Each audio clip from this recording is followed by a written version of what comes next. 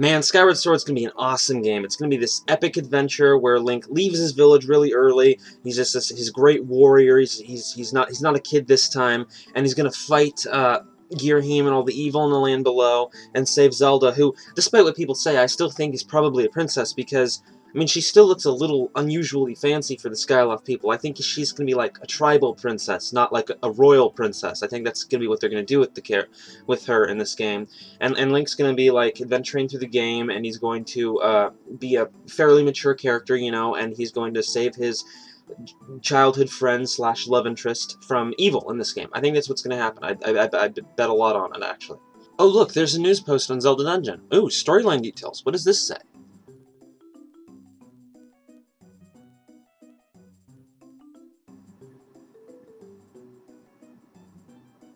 In all seriousness, I do think these ideas are okay. I'll talk about them more in a second, but basically this video is about this revelation about the school in Skyloft, the interactions we'll be having with the Skyloft people in general that they've talked about, as well as other storyline details and game details they've talked about in this Aonuma interview that happened just a few days ago. So for the school thing, I think it's kind of funny considering there were, you know, we had rumors before Skyward Sword was even announced that this game was going to have the oldest Link of the series, so it's funny that we have the school theme right after.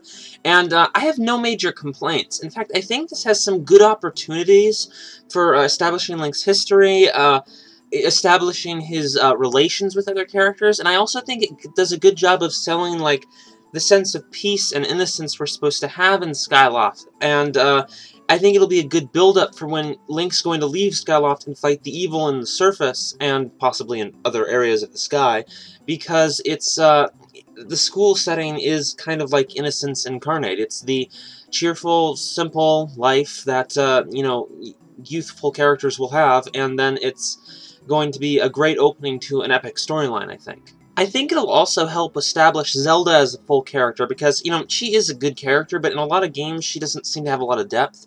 But in games like Spirit Tracks, she was introduced early, and she interacted with Link early, and I think this will be like that, and just like Spirit Tracks, it'll help establish a full character for Zelda, and really make her part of the story, part of the game, and part of the character interactions and development. I also think it's a unique opening and background for the game, as they said, that this will be kind of a different story, different experience, different environment of than most of the Zelda games have been, and I think that will help give Skyward Sword its unique style instead of just being, you know, a little bit of Wind Waker and a little bit of Twilight Princess. This will be an element of the game that will be very unique and will give it its own identity, and we'll remember it for this and not for, well, being Wind Waker and Twilight Princess. And I also think it's, of course, I'm sure everyone's thought of this, or maybe I'm the only one, it's going to be the perfect excuse for intro tutorials like they always have in the Zelda games. There's probably going to be like a whole exam that you take on how to sword fight or something. I don't know. I bet they'll do it just to be funny and make jokes about it and break the fourth wall, or is it, yeah, fourth wall, or whatever. Although I think they've confirmed that they will be probably teaching you how to ride your bird, but I wonder if they'll expand into the other stuff. That would be pretty funny. Alright, next up we have the confirmation that Skyloft and its character interactions and the progression of the area itself will resemble, I think, Clocktown from Majora's Mask.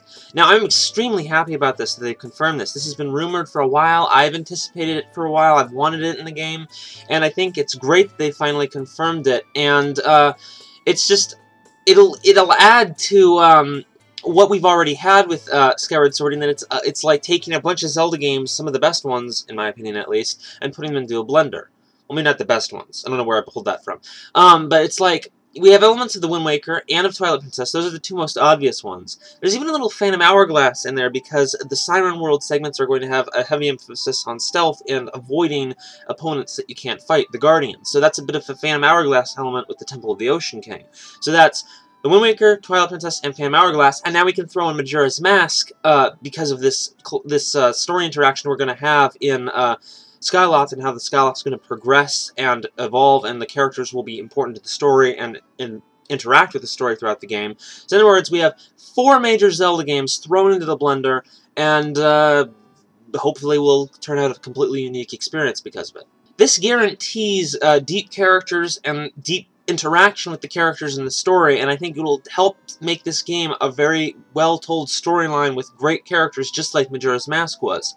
And they've seemed to be strongly saying that Skyloft is a hub, that you will go there to get items and buy stuff, and that you'll go there for all the storyline stuff, which makes it a lot like Majora's Mask as well. And I hope that there aren't really other towns, kind of like Majora's Mask didn't really have other towns. There might be another shop here or there, you know, like an odd little merchant here and there, you know, things you can find. But I think for the most part, this should be the only town. So you have one deep town, one really, really epic, heavily involved area, and the rest of the overworld and the game and the dungeons, it can be a very challenging, dangerous place, making it a deep exploration-based game, and then you have this deep storyline in the town. I think that would be brilliant if they handled it that way.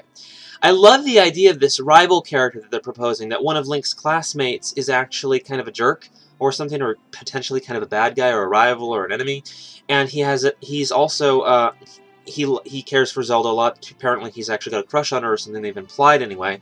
So he's actually this rival who appears throughout the game, and this could be very interesting if they do follow through and do a lot of interesting character development, because he could end up appearing throughout the game in dungeons and such, and he could end up having a heavy involvement with the story. It would make the quest seem more severe, leaving the innocence of a town to save your dear friend, and constantly going up against some person who you knew and may have been and known for a while. And, you know, this rival, he could, theoretically, depending on how the story goes, he could turn evil, he could get in trouble and you have to save him, or he could bond with Link even after any of the other things that I just mentioned. I mean, they could do a lot of stuff with that character, and I hope they do. It will be very interesting to see what kind of role this character will play, even though I have no idea what he looks like or what his name is. We'll just call him this character. They've also talked about how we'll be getting a lot of the cool later game items, like, well, what you'd usually get later in the game in other Zelda games, but we'll be getting a lot of them early in the game, or at least expect to see some of them. Now, I think this is cool, and I think it'll allow full use of some of the items, because like in Twilight Princess, you got items like the ball and chain, the spinner, and the double claw shot really late in the game, so they never saw full use throughout the game, and I thought that was kind of lame because they were some of the game's best items. And I think that Skyward Sword will really take advantage of all of its weapons and really make you use them and stuff. And I think this will tie into the upgrade system a bit, because, you know, we've seen how, like, you had the beetle in before you went into the Sky Temple, in the first dungeon of Skyward Sword, but then you, almost as if it's the dungeon item, the item you get is actually an upgrade to the beetle. And I think this upgrade system, tied with mandatory upgrades and the optional ones, this will be the way that you constantly upgrade your equipment and get new equipment rather than constantly getting a dungeon item in each dungeon. I think that'll be interesting. And I especially would expect to see that basic gear, like the main staples of your Zelda inventory, like the slingshot, bow, and bombs, for example, will probably be the kinds of things you definitely get right away at the beginning. You might even have them at the very start before you even, like, get a sword or whatever. I don't know. That would kind of make sense. And I think that will, I don't know, I'll be interested in seeing what they do with this, and I think it's a good idea, and I think there's a lot they can do with this that will make it a unique game and make it, you know, overcome some of the problems of the inventory of some of the recent Zelda titles. Now, allegedly, Link's bird, you know, his special red bird is, well, special. They've implied that he's actually, like, not a normal bird. They've talked about how, like, all the Skyloftians have their own bird, and that, you know, you have your own specific bird, kind of like you'd have your own specific horse, I guess, you know, horses, and Link's bird is special somehow. Now, it's hard to say what that actually means, you know, because Epona was supposed to be special in Ocarina of Time. It was just a great horse, and that might be all Link's bird is. At the same time, and this was brought up in what the news post, I think Locke, who posted this news, mentioned it, but also it came up to me in the last mailbag. It was just a question I didn't have time for. That the Hylian shield or other versions of the Hylian royal family crest that have appeared throughout the series have actually, the bird symbol that's on it is red. Now, this could be interesting, and it could imply a number of things, including Link and his bird's particular involvement with the formation of the royal family. Perhaps Link will actually somehow get together and hook up with Zelda and somehow form the royal family. It's hard to say. There's a lot of possibilities for what this could mean. And it could even just be representational of him as the hero who, you know, helped save the kingdom and save Zelda and helped allow the royal family to start up. It might not mean anything in particular either. It's just, we'll have to see.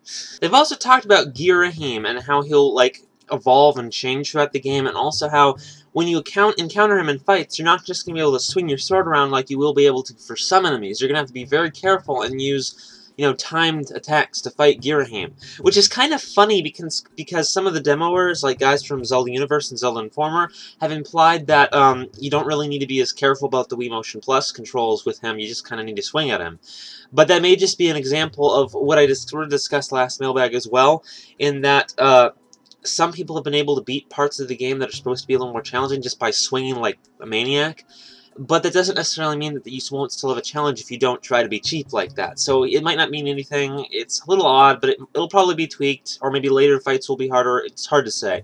Now, as far as the gradual changes go, I think this will be great for if he changes throughout the game and you encounter him at different points and he fights differently, he acts differently, his character experiences more throughout the game. I think these character development changes throughout the game will be great, and I think it will make him kind of like what Zant was, and I still feel Ghirahim is sort of like an expansion off Zant's themes, and I think it's good what they're doing, and I think if they do the more character development, it'll stop Ghirahim from being, well, what Zant was, which was just kind of awesome at first, but then lame very quickly. And I still think Ghirahim isn't going to be the main villain. I think that the way that they're saying he's going to appear constantly sort of builds him up more as a consistent rival, not the main evil. Now, those aren't mutually exclusive. He can still be both. But I'm still standing by my prediction on that one. Now, they've also said that there will be something about Ganondorf in this game, which, you know, there's some history with my opinion on that in the mailbag in my videos, but I'll get to that. And it's implied that his presence in Ocarina of Time, why he appears in Ocarina of Time, will be elaborated on, and this, of course, goes along with a lot of elements of Ocarina of Time which we're going to lead up to in this game. Now, I still maintain that this game is going to be a very long time before Ocarina of Time, at least several hundred years, minimum. So there's really no way Ganondorf can logically appear in this game. If something like him is going to appear, it's likely going to be something like the previous King of Darkness, as I've discussed with my Dark Tribe theories, or some kind of way of it just being his power, or something that leads to his evil being created. Perhaps, as, again, Locke mentioned in the news article, maybe Twinrova will somehow appear, you know, Kome and Kotake, because they're supposed to be really old, so maybe they will be relevant. Maybe their evil is what leads to Ganondorf. Or perhaps that this will be some kind of confirmation of that crazy fan theory, which, again, I've constantly denounced in the mailbag, about Ganon being some kind of a spirit or an evil force that possesses Ganondorf. This is partially supported by my theories about the Dark Tribe and the King of Darkness, but this would be kind of like a fully realized version of this theory that I've kind of been frightened and terrified of for a long time, but I'm beginning to think it might have some merits with what they may be trying to do in this game. We'll just have to see. Either way, I think this is likely going to have something to do with the Master Sword, why they're going to be trying to forge and create the Master Sword throughout the game. Because it seems like the whole thing about the Skyward Sword becoming the Master Sword isn't quite as final as it sounded like, because you have the Skyward Sword, and yet they're talking about forging the Master Sword. It's likely there's still going to be some kind of transformation involved between the two swords, but it seems like it's a little more complicated than they first made it out to be. And I think that the forging of the Master Sword will likely have to do with needing a power that can overcome the great evil that either is the predecessor of Ganon, will somehow become Ganon, or, you know, whatever, something like that. Because the Master Sword was always the only thing that could defeat Ganon. It was kind of unimportant when you were fighting any other kind of evil creature. Ganon was kind of the only thing so strong that only the Master Sword could take it out. So I think that the creation of the Master Sword will tie into this evil power that somehow becomes Ganon. So, yeah, I guess that's all I have to say on Ganon there. And of course, the last thing that they confirmed in the interview is that the game is done, but it's still in the localization process. Which is actually bad news, because it means that any of the ideas I came up with in this video that they may not have implemented yet, they can't rush to put in all my great